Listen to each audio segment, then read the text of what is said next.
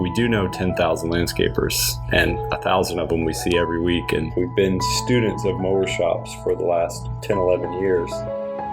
You have an idea of what you should be, but really your customer's going to dictate what they need you to be. The moment we opened the doors, business doubled. They learn when, why, and how to say no. We don't want to be a part of this anymore. We want to bring it back home and be community-based. It was a very scary decision at the time. It was something my parents had to mortgage the old mower shop, their house. It was a risk, an enormous risk. It was a field of dreams moment.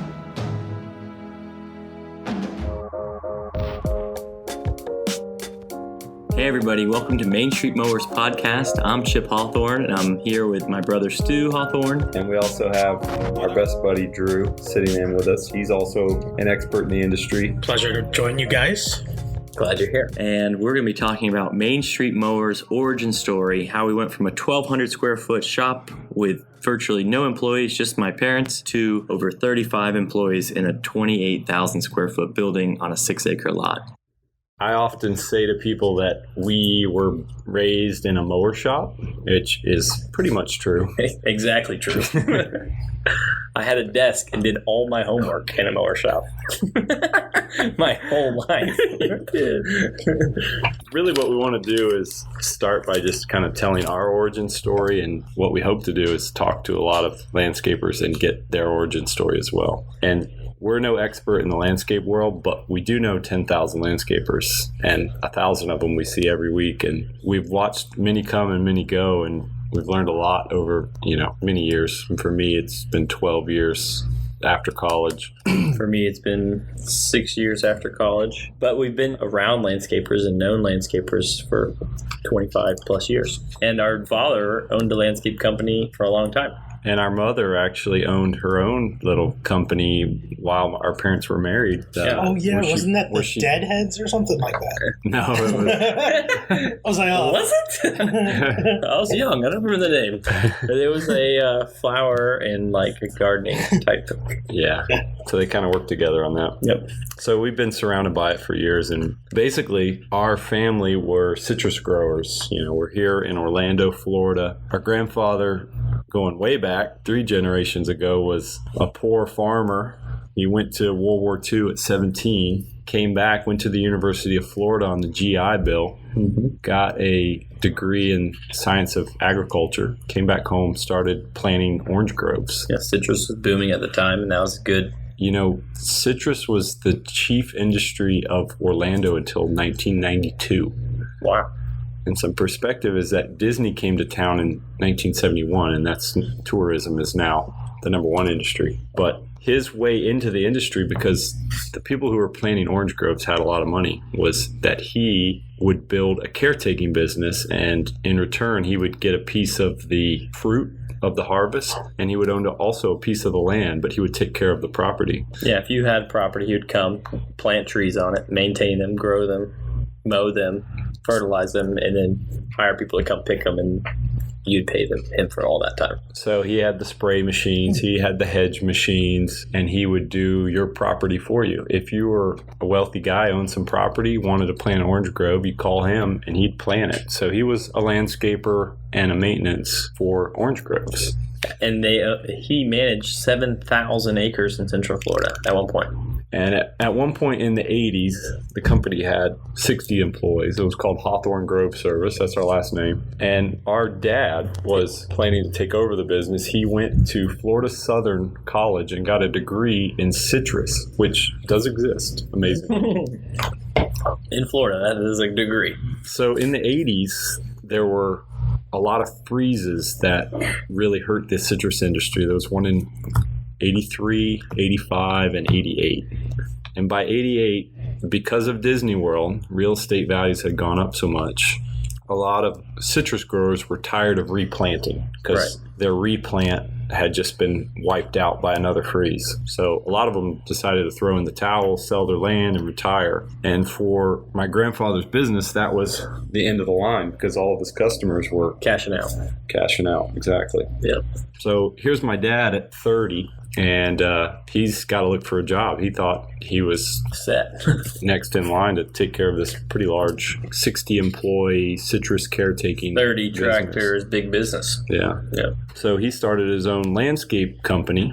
And the name of the company was Charleston Landscaping, which my grandfather's name was Charles and his name is Stan. And this was also a time when there was a residential suburbia boom in our neck of the woods. So they were maintaining the groves that used to be there, and then they were maintaining the neighborhoods that became there. Exactly. Right. So, as these new neighborhoods were being installed, my dad would get the contract to do the entryway and to do the homes inside. And as that company was growing, on a piece of land that him and my grandfather owned, they decided to plant a tree farm. Ornamental trees, Yep, all your classic Orlando, crepe myrtles, podocarpus, ligustrum, sago palms. Washingtonians. And that was a summer job for me and Chip, was to clean out Microjet lines with paper clips, because the water being piped in was conserved 2 water, which is from the sewage treatment plant.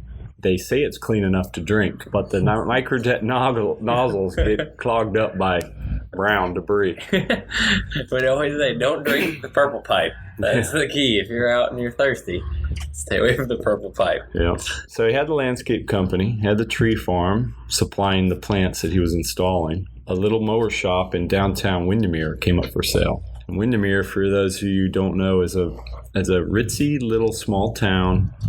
Beautiful. In West Orlando, that is actually an island in the middle of the state. A little chunk of land that's surrounded by a chain of 11 lakes. A lot of celebrities that you know live on this chain. The water quality is beautiful. But the property that he ended up, well, the mower shop, rather, that was for sale was old. Like 70s old. And it was old. small. I mean, it was an 800 square foot building. And the year that we purchased and rebranded it Main Street Mower was 1994. And the property was 1,200 square feet, and the rent was $400 or $500 a month. It was very low. Very low. Affordable. A good place to start. I think the business cost $36K when we bought it. So 94, I was born in 85. I was 9 years old, and I went to elementary school 1 mile away. After elementary school, I would ride my bike to our shop, where in the back corner, outdoors in the heat, we had a beanbag chair and a VHS combo TV set. Rock and roll, baby. The high life. So mom and dad were the only 2 employees of this store for the first couple years, I would say. Well, they did have Mike and his wife, but they ended up. So there was another couple that bought them with them. It started as a partnership for the first year. Very soon after they bought them out. But yeah, it was basically mom and dad running this. And dad has never really claimed to be a mechanic, but did mechanics for a while. He was already doing them inside of his landscape business. And his view was, I own a mower shop. I'll be able to buy new equipment at cost. I'll have a place to get it repaired. I also have a tree farm. So he was kind of horizontally integrated across the industry. But what happened is the mower shop started to outgrow the other businesses. You know, I think that was the first time I met your mom. I lived within walking distance of that shop, and my dad said, here, drag this generator up there.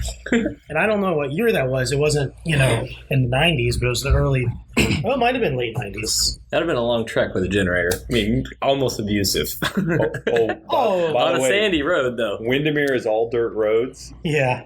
And it's a ritzy town, but it's dirt roads to preserve the water quality of the lake. Right. Every generator tire I've ever came across is low on air. And I can't imagine I hate dragging one just 100 feet across the parking lot in some soft sand. Well, I remember so soft you can't ride a bike. Anyway, that's pretty cool. First memory. Yeah. Main Street. That's funny. Yeah. So mom and dad had a mower shop downtown. We would both ride our bikes there. What But brands? simultaneously, he's running a landscape company and a tree farm. Right. We didn't see our dad a whole lot during this time. He worked weekends. Mm-hmm. He worked late. We'd go on vacations without him. He even had a bush hog that on Sunday he would bush hog property. Yeah, I'd go sit on his lap and go mow a field with him. That'd be how you'd hang out with dad. And you'd go bush hog for a couple He would hours. leave before we woke up, and he would come home after we went to bed, pretty much. What a freaking man.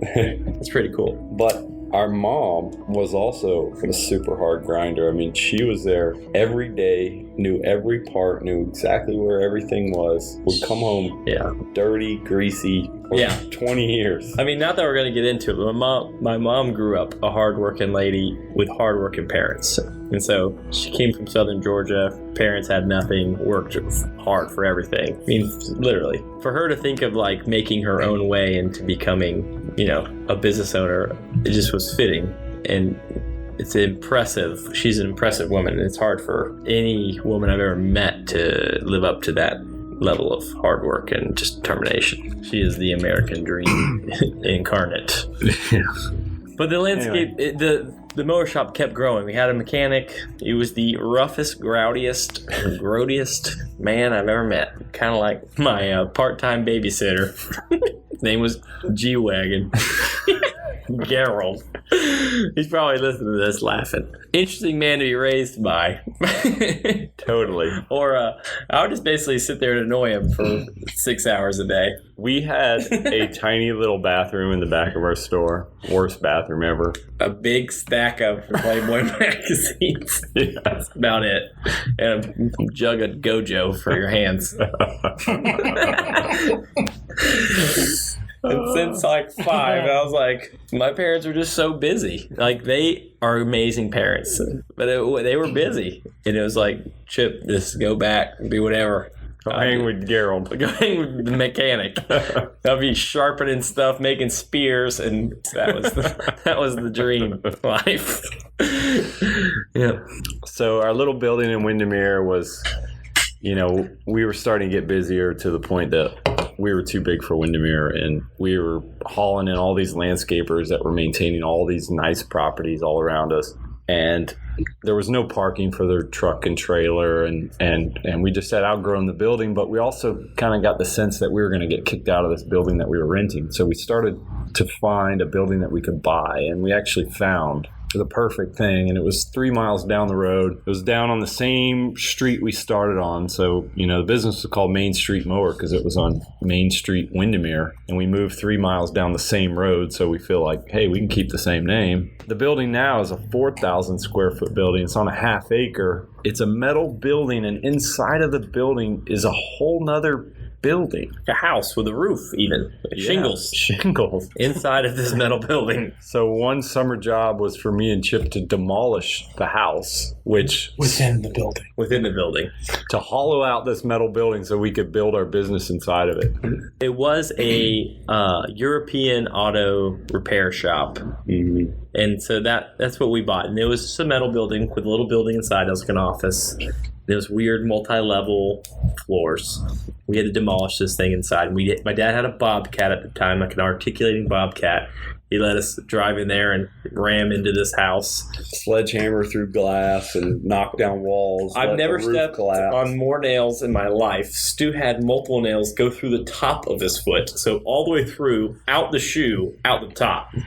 You couldn't walk in there without stepping on a nail. And in day 1 or 2, we had decimated all of the Bobcat wheels with nails. That thing was... Here's your Bobcat back, Dad. This is totally flat. This is before... This Bobcat did not have tracks. It was tires. He did not save money having us do that job for him. It took way too long. We had dumpsters in the back and we just loaded them all up. But it was always like that. It's a big family effort. It was big. The business has always been all hands on deck, the whole family. Yep. And we're all in this together. After we had the showroom shop set up, one day we were going to paint the parking lot. My dad had pulled his truck and trailer out there, and he was showing how trucks are going to park in this parking lot. For us, which seemed huge at the time, coming from this tiny little shop with like one spot. And he's like, look, we'll be able to fit 3 trucks and trailers in here. How will we ever need more space than that? And my parents had found a spill on the highway from a construction crew, and it was the glitter that goes in asphalt striping paint. Wait, let's repeat that. Mom and Dad found a box full of spilled road glitter. Like, it fell off a truck. Like, that's what people say when they stole stuff. But they did not steal it. It actually fell off a truck. And they went and sweeped it up into a bucket, And we were up there on a Sunday painting parking lines into the parking lot and then sprinkling paint glitter on top of the paint so they had like defined lines. Well, the moment we opened the doors, business doubled, and 3 spots was like 8 too few. Yeah. They would park across the street in the local grocery store. We have a Publix across the street. The 7-Eleven. And they would walk across a pretty busy 4-lane highway to get to us. And sometimes even have to push a mower down the street and across the crosswalk, down the sidewalk, all the way to us. And it was kind of crazy. At the time, I was a middle school student in high school. We'd work there on the weekends and after school some days. Yeah. We didn't have to work quite as much at that time. We were actually pretty crappy employees compared to the young people we hire today who work their butts off. Yeah, the people we have now are far superior than who we were in high school. Mom and Dad would basically give us a job, and when you completed it, you could get out. You know? Yeah, we're not giving ourselves more credit than we deserve. We were trying to not be there as much as possible, realistically. Anyway, this shop's doing better and better, and every year sales are growing. We start to have an outside salesman. We start to do business with Disney World. I'm in college at the University of Florida, and I'm going to school for business. And my plan is pretty much to take over the business at some point in time. But while going to college, I run a few businesses of my own, and I enjoy those, but I start to realize the opportunity that we have in our store. And I also have a few jobs. I worked at a granite company, a couple others, and I just realized how much I really like what we do. And before that, I never liked what we do because we were in Windermere and we were surrounded by a bunch of rich kids who had super aeronautique ski boats. They didn't get dirty. Yeah, but we were surrounded by a group of kids who lived differently than we did. Yeah, and same when I went away to school, I went away to college too, and then I was like, I want to work for people other than my parents for a while. That was kind of like my goal. So I got my goal too. I wanted to like have some manly construction jobs, so I worked building docks for a couple summers, and I liked scuba diving, so I cleaned boats in the harbors for a summer. And you had some of your own businesses too. And I had some other I had some of my own businesses. Always been, an entrepreneur like our parents. Yeah. I've always been appreciative of just doing something on your own. And that was kind of the rule growing up, is you had to work 3 days a week growing up. Or if you had your own business, you could do that. But you'd at least have to work 1 day a week as long as you did your own thing. So like even growing up in middle school, I'd go find golf balls on the golf course and sell them and sell all my parents' drinks out of the refrigerator to golfers behind our house. And that was considered a business as a kid. And then we had a lake cleanup business in high school too. I did. I had a lake cleanup business in high school. I put out 450 flyers. And by the way, we don't know many people in our shop that are in the lake cleanup business, but you can slay. Ship me to kill it. That is maybe the most lucrative. If this doesn't work out, I'm doing that again. There's just a lot of red tape, isn't there? Yes, a lot of legalities. Yes, and no. You can spend about 3 hours doing research, and you can pretty much be as legal as you need to be. Yeah, in high school, I did like 400 flyers, and I put them in everybody's, not in their mailbox, but tucked, because you cannot do that. That's illegal. But you could tuck it between the mailbox flap or the arm or the flag and the box. And I tucked in free estimates. And in high school, I was a senior in high school, my phone is like, I'm sitting in class. I remember sitting in ceramics. My phone starts blowing up, just like. And after school, I went and made quotes and had quotes out for like $7,000 for that day. And I was like, holy moly, I'm a big gazillionaire.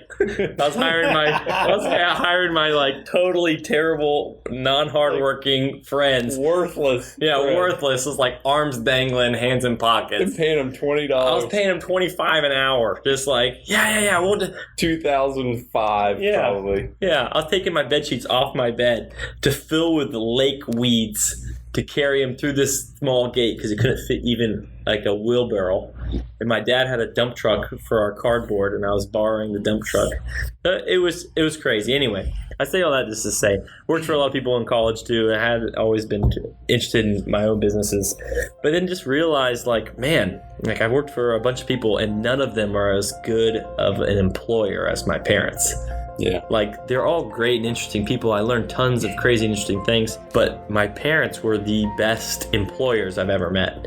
And ended up after college being in film and that was kind of my degree, and just going that route. I thought that'd be really fun to make movies and documentaries and that sort of thing. I was calling my dad one day, complaining to him just about how terrible it was. I was married, I had a kid, and he was like, why don't you just come home and work for us again? And when he said it just like resonated as like, that sounds like the best, most beautiful thing I could imagine. I want to come home.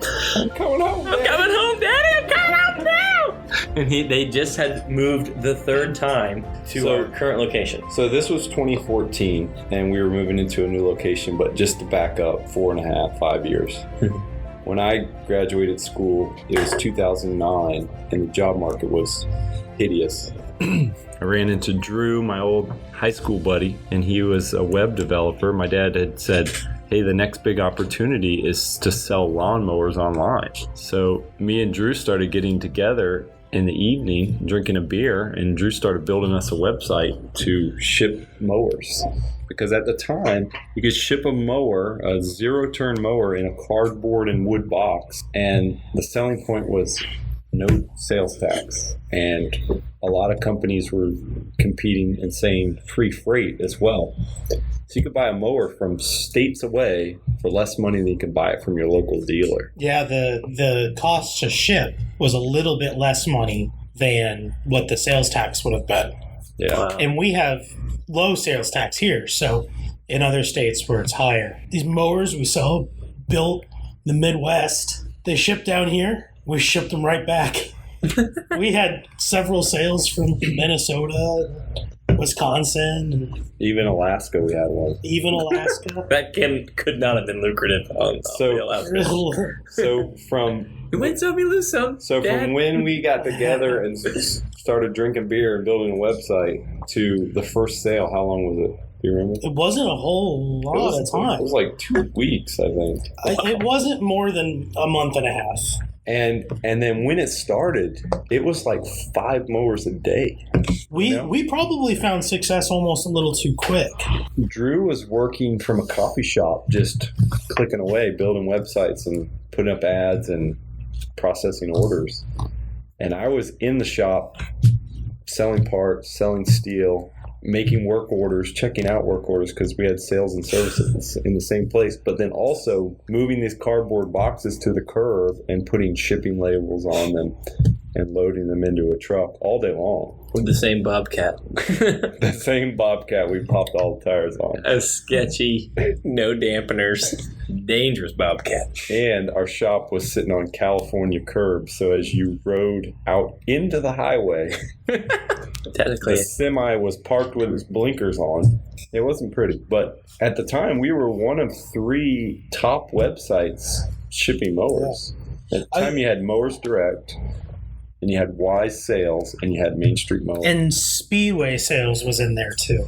Really? but it wasn't very profitable, and it was kind of stressful. Well, the stress, if I can add something there, lots of mowers were being sold, and it wasn't part of your operation where you'd have just every SKU in stock all the time.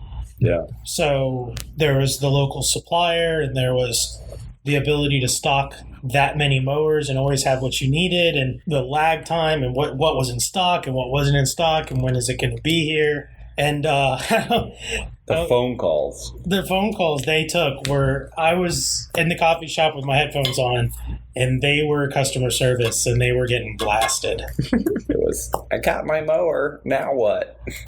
They hooked up the battery wrong. You're on your own. You can't ship it back. All the profits Well, gone. a lot of people would ship it back too, and then you're screwed.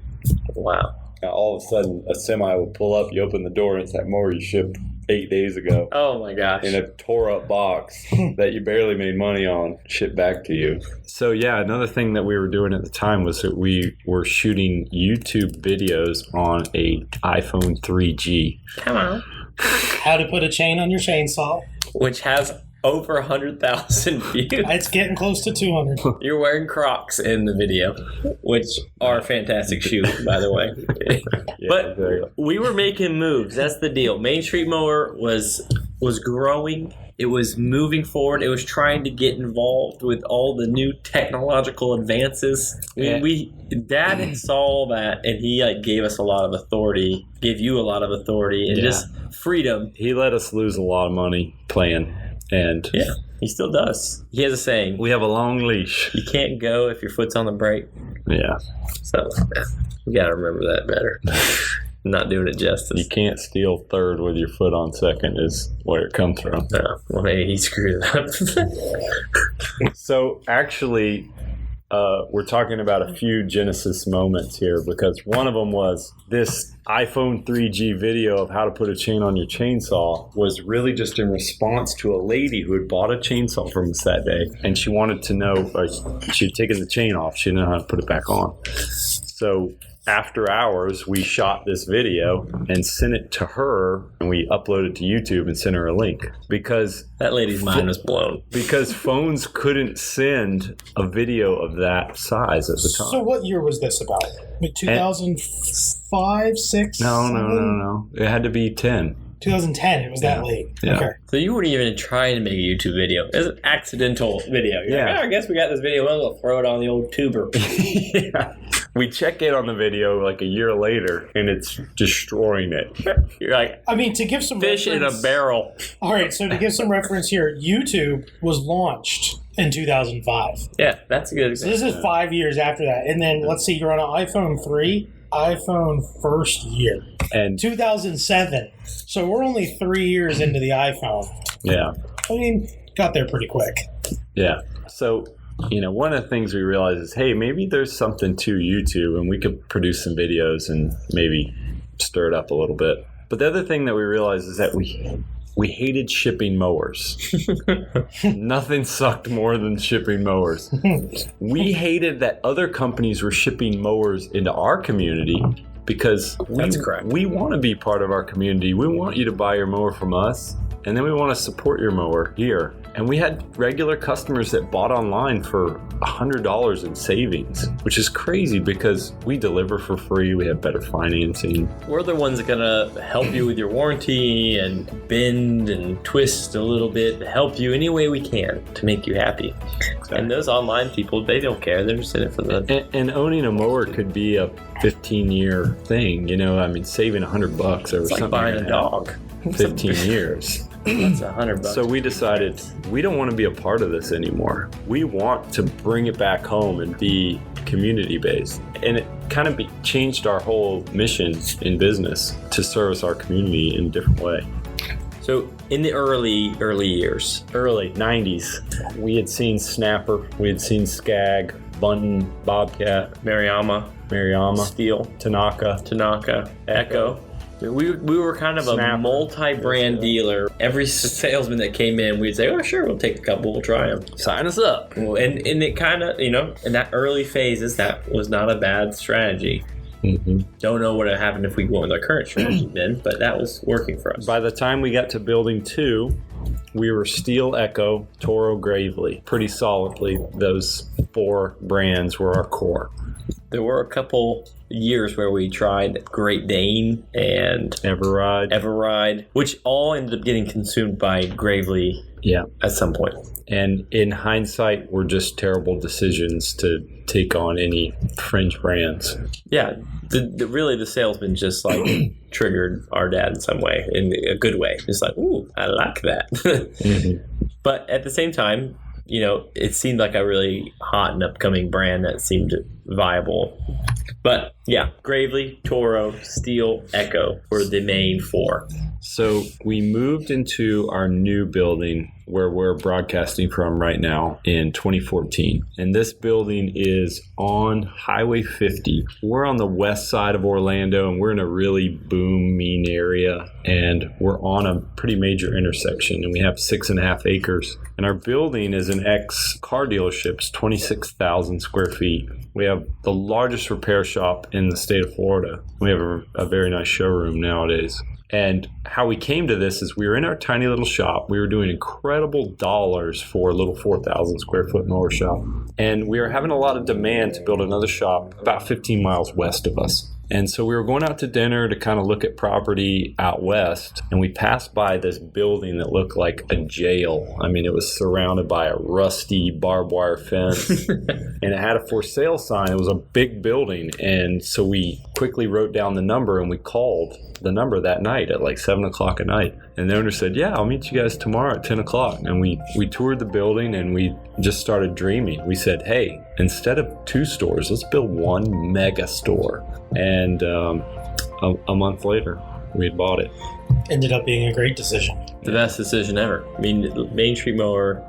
It was a very scary decision at the time. It was something my parents had to mortgage the old Mower Shop, their house. It was a risk, an enormous risk. Yes. Borrow money from friends, family. It was dangerous to make it happen. And it was a field of dreams moment. The numbers that we projected it needed to do seemed unrealistic, but sales got there and surpassed there pretty quickly.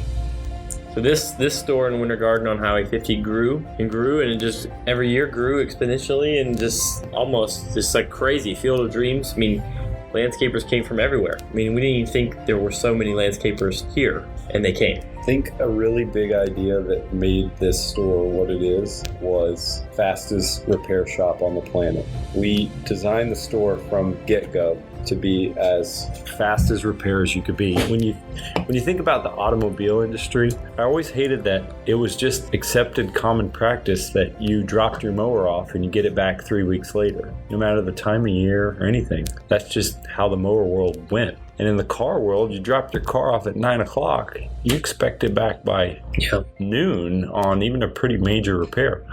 Why can the auto industry do that and the mower industry could not? So we started to try to challenge that commonly accepted 3-week turnaround rule. Yeah. So it's a challenge. A couple things that we did is we built a fast bay. So in our shop, we have a nice menu over our service counter, and everything on that menu we'll do while you wait. But the guys in that fast bay, hand selected, very important that you have the right people in that bay. All the landscapers in town know that they can pull in and get their work done while they pay, load back up, and get back to work. You can pull into our shop and get a spindle, belt, hydro oil change, a new ignition switch, a PTO switch, and a new battery, and leave within an hour. And a lot of shops have this now, but we were pretty close to the cutting edge was having a loaner program where we have a backup mower for you to use while we repair your machine. Yeah, our rule was if we can't have your mower that's under warranty with a warrantable issue fixed within 24 hours, and there's a lot of clauses there, but you have to have them within 24 hours, then we would let you borrow one of ours. That's kind of a big deal.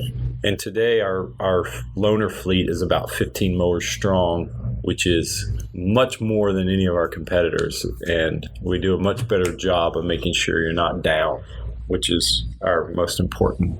Yeah, because we can, even though we can do a lot of those same day repairs, we right now have 2 full-time employees in the same day bay. That's what we call it. But we have a third high school apprentice, basically. Though you can do a lot in that bay. I mean, we turn 60 plus 70 hours a week out of that one bay of labor hours. You know, there's always the random, blown engine, leaking hydraulic system, leaking engine, has to be split and tore down, and that's just not a fast repair. So some things have to stay, right? So that's what you need your demos for. So nowadays I'm on the sales side. Chips runs our service departments, and we say I make the promises and he keeps the promises. That's right. Stu makes the promises, I keep them. Just to your talking about the ramp up period and why do we grow, and the idea that this channel you guys are doing is going to eventually blossom into a great resource for other business owners. I see a lot of parallels in that ramp up period between I joined in that 2010 timeframe, and left in 2016. Mm-hmm. Seems too short. I think it was 9. Anyway, so Drew worked with us for 7 years, and Drew was a very important piece of our advancement. These guys were so much fun, and it was an awesome 7 years. Going from that Ocoee location to this Winter Garden location, there was a time when new landscapers would come in and they'd be blown away. But there were also times when other landscapers would leave and they wouldn't come back, or they wouldn't come back as often. And that may have been issues with the parking, may have been issues with trying to get out service quickly, mess up here and there, organization, technology, whatever it might be. And I remember a few times I told Stu, we're churning. We're bringing new in, but we're losing some as well. If we could just keep it all, then the real growth would happen. And I know, as a landscaper, that's churn and that growth can be difficult. And learning how to accommodate that with scaling and putting in the quick service bay. And a large part of it was technology, being able to move the customers in and out quickly. And just really with the loaner program, everything, reducing the friction in the business. You didn't just get new customers, you kept all your customers. And so just that's when real growth. Yeah. The idea around here, when they lose a customer, it's heartbroken. Yeah. It's crazy. We tried they hard put everything to win into business. it, and then and that was really the culture. Was we're just gonna win every time. We're gonna go to bat for you every time. And so people just kept coming back. So when we moved to our new building in 2014, we analyzed our steel numbers versus our Echo numbers, because at the time we carried steel and Echo Shindawa. And our steel numbers were 10 times our Echo Shindawa numbers, and it showed that we had lost money carrying the Echo product. So as we moved to the new store, we went steel only, and we started to realize that we gain a lot by being focused. Our parts room can be better, and our salesmen can be more knowledgeable, and we really picked the better brand. Yeah. And likewise, we moved to our new store with Toro and Gravely, but we realized that when we ordered parts from Toro, we got them the next day. When we ordered parts from Gravely, we got them 7, 10, 14 days later. And so our whole dream of building a mower shop that can service a machine the same day you bring it in was not possible with a Gravely product. We would try like hell to convince that customer that wanted a Gravely to buy a Toro. Because the other thing was, once anybody been in the industry for a long time, owned any other product, once they had a Toro, that was it. That was the best mower they ever owned, and they were never going to look at anything else. So we realized that was a pretty valuable. Yeah. I remember, Stu, you said one time, as you were starting to get larger landscapers, because in the beginning it was almost, besides your Disneys and stuff, it was almost only, and still is largely, owner-operators. Yeah. But when you'd sell a fleet of Gravely's, you said, I had to sleep with one eye open. Yeah. Because what was the next problem going to be? Yeah. And how long was it going to take for the problem to be resolved? Yeah. Yeah, and when you give somebody a loaner and you think they're going to have that a long time, it's a stressful moment because you just know you're not going to get the support you want as a dealer. So today, we study mower shops.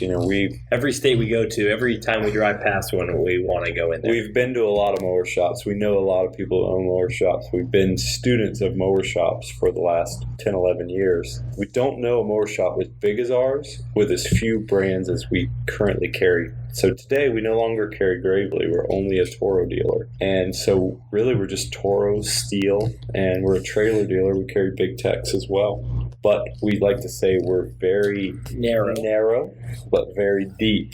So we carry every hydro, every motor, and almost every part for everything that we sell you is in stock here. That's the goal. And, it was challenging as a service department. We went from servicing everything to denying lots and lots of work. People would come in, 10 trailers a day with mowers on the trailer, customers who want you to fix their stuff, who have money in their hand. John Deere, Skaggs. You have to say, I'm sorry, we won't work on that. And they just they wouldn't get it. And they'd be upset. And it made customers really mad, and bad review on Google kind of mad. Yeah. And they would go away and they would leave, and all they wanted was a belt. We didn't have that particular belt because it wasn't in our scope, in our business model. But slowly, it took years. Every single one of those Skag owners, every single one of those John Deere owners and Hustler owners, they kept having bad service from the dealers that they bought from. And slowly, we would win them over, and they would get into our brand, essentially. Then we could support them the way they wanted. And it was advantageous for both of our businesses, right? I think something we'll find out is with every business owner, they learn when, why, and how to say no. Yeah. It's about protecting the core and the skeleton of your business. Totally. And I think I can't wait to learn We the have different things that the people we talk to learn to say no to. really in the last 10 years, we have really learned who we are, and we've gotten really good at saying no. That's a good point. Yeah, and that's a hard thing to do. I mean, it's hard to look at somebody in the face who you like as a person, who has money and wants to use you as a business, and tell them, I cannot help you. That's a challenge. Well, there was a point in time when a lot of your negative reviews were exactly that. Yeah. They said no to me. Yeah. But you got better at saying no. Yeah. And you also proved why. Yeah. You know, what we would tell people is that we have so many customers that have bought lawnmowers from us, and it is our biggest priority to take care of them. And we can't put these other brands that were bought elsewhere in line and interfere with them getting their machine serviced in a timely fashion. Yeah, basically. I think that's the other thing to point out here is that the no, in this case, didn't stem from a resistance and a difficulty to do business with. It stemmed from the desire to be less friction. Right. And to be able to do business better. Because a lot of times your business, you have an idea of what you should be, but really your customer's going to dictate what they need you to be. Right. And so it didn't stem from Stu and Chip wanting to necessarily grow a business that looked like a certain way. It was, how can we achieve the goal of best serving our customers? Well, these are the things we need to say no to because we need to be the fastest shop in town. Well, because when you work on everything, like if I take in a Skag, we're not a Skag dealer, and it needs a Skag pulley, I have to call a Skag dealership, order a Skag pulley, wait for that dealership, hopefully to get their shit together and get me that pulley, or I have to drive there and get it. I have to be at the mercy of their ability to operate at the same standard we have, and most dealerships fail to do that. When Toro, I either have the pulley in a drawer or I have it tomorrow. And it's like a no-brainer. Why would I dare work on a Skag when that guy is going to be furious that I don't have the part, and if when I get the part, I had to buy it retail and sell it back to him with a margin, and he's going to say, you ripped me off, and it took way longer than I expected. It's just a no-win situation. It's better just say no. If you want your Skag worked on, take it to a Skag dealership, and once you realize they stink, then you come to me and we'll rock your socks off. Exactly. That's my whole plan. I think the best way to kind of wrap up our talk today is to say that a lot of our customers that started doing business with us in 1994 still do business with us today. Yeah. And their businesses have grown, evolved, changed, shift. And we've seen a ton of new people, young people enter the business. We've seen people do it one way and fail and another way and succeed. Mm-hmm. And from seeing 10,000 businesses start and succeed or fail, we've kind of learned what works and doesn't work. Yeah. And so now in our showroom, when we sell you something, we really try to take the position of it being your advisor. And this is what we know, and this is what we recommend. Right. Regardless of what kind of money we make selling you the product. What we really want to do is spend some time with some of these customers that we've known for a long time. Some who've made fortunes, some who've sold their business and made lots of money. Yeah. Some have just had great lifestyles over this time period. And by you listening to them, you'll be able to change your business and Learn from their successes and mistakes. there you go. Grow. And then show up here one day and tell us how you did it. Exactly. That's awesome.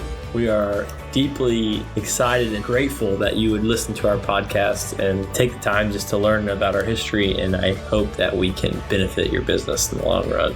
We're going to bring you some really cool guests that are going to have some really cool information. Stay tuned. Podcast number 1. It's a wrap. That's a wrap.